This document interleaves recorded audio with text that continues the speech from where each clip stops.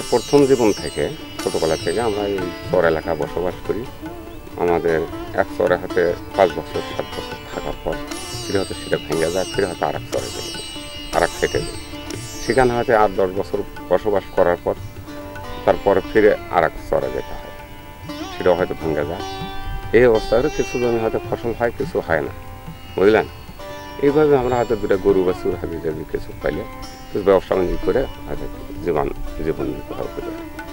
আমার পরিবারের লোকজন ছেলে 3টে, মেয়ে 3টে।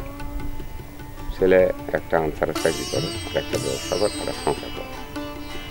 মেয়ের বিয়ে দেওয়া হয়।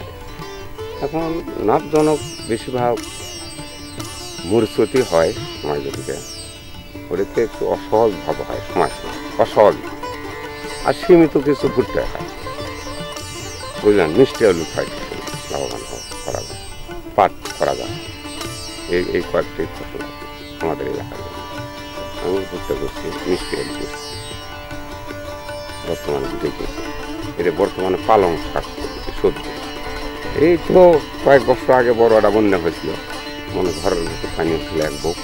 আবার কাঠের বাস্ক আসছিল না, বাস্ক করে যায় জিনিস সব ঘরের কালের সাথে টেঙ্গে ছিল, কতগুলো জিনিস আর কি। হওয়ার পর তো বাস্ক উপরে যখন শুয়ে থাকলাম, তারপরেও দেখা গেল যে আরও বৃদ্ধির দিকে। তখন বাড়ির চতুর্মরে তো পানি, তো কোনো মুখে যাওয়ার কোনো বুদ্ধি নেই। ওই টাইমে একটু ভয় খুব বেশি হয়েছিল আর কি। তারপরও পানি তো আরও 5 ফুট বেড়ে গেছে, তখন অন্য বাড়িতে নৌকে নিয়ে এসে অবদার বান্ধব যায় আশ্রয় নেওয়া ছিল থাকে। মানে ধরেন কিছু ফসল আদি হয় করা নাই, এই জন্যই বাধ্য হয়ে থাকে। মানে হুট করে কোথায় যায়, কোথায় জমি নিজের জমা জমি থাকে, এই জন্যই বাধ্য হয়ে করা না করে। সরকারিভাবে তেমন কোনো অনুদান হয় না, পাওয়া যায় না। তার মানে যদিও হয়তো সরকার বরাদ্দ দেয়, ঠিক মতো কৃষকের কাজ কম। এটা একটু বাস্তব ঘটনা, আপনারা ঠিক জানেন কি না জানেন। এই যে মনে করেন সার দেয়, এই কৃষি অফিসের, এই তো এরাও তো খুব বদমাইশি করে। অরিজিনাল সার দেয় অফিস থেকে, ওনারা ডিলারের মাধ্যমে দিয়ে মূল্যকের পচা সার, যেগুলো বয়সা সার পরে থাকে কম দামে, সেরে দিয়ে দেয়। চরের মানুষ সরকারের কাছে হয়তো বন্যার সময় হয়তো কিছু সুবিধা চায়, তারপর হয়তো নুন টুনও চাইতে। নুন তো হয়তো এর আগে দিচ্ছিল, এখন আর নুন তেমন দেয় না। তারপরে হয়তো আচ্ছা কেন্দ্র থাকলে একটু সুবিধা হয়।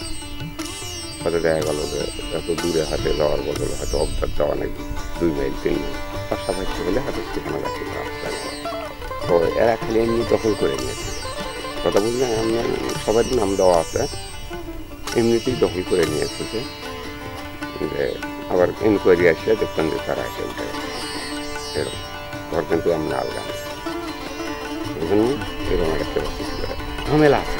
তারা পাইনি, তার মানে অনেক টাকা পয়সা তো বিক্রি হয়।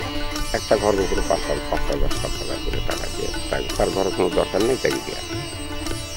এটা বাস্তব করে। এই তো বাংলাদেশে এটা হতেইছে।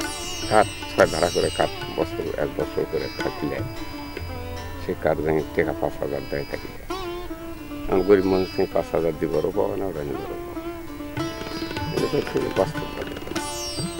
ফিরে আবার এমন একটা উপজেলার চেয়ারম্যান একটা কায়দা করেছে, অনলাইনে ইয়ে নোটিশ করে দিচ্ছে। মানে একটা মেম্বারে একটা চেয়ারম্যানের টাকা নিচ্ছে 20 জন, বুঝলেন না। আমাদের নোটারি হয়, উনি পায় না, আরেকজন পায়। বলে মুশকিল টাকা ঘুরে দেওয়া না গেছে, আমার টাকাটা তো আগে থেকে খরচ করে থাকে, এখন ঘুরে দিতেও সমস্যা হচ্ছে। এগুলা কে চালু হচ্ছে। আবার বলছে বাবু তো আর একবার দেবো এই দেওয়াটা, এখন তারা আর ঠাসি খাই থাকে, কিছু বলে না, বুঝলেন। সাধারণ মানুষের অনেক অসুবিধা। এখন আসার দ্বারায় থাকে যে 5 বছর ওই মেম্বরি করবি, চেয়ারম্যানই করবি, হয়তো কিছু না কিছু দিবি। এই জন্য ওর সাথে খবর রাখা যেও পারে না, বাধ্য থাকা না।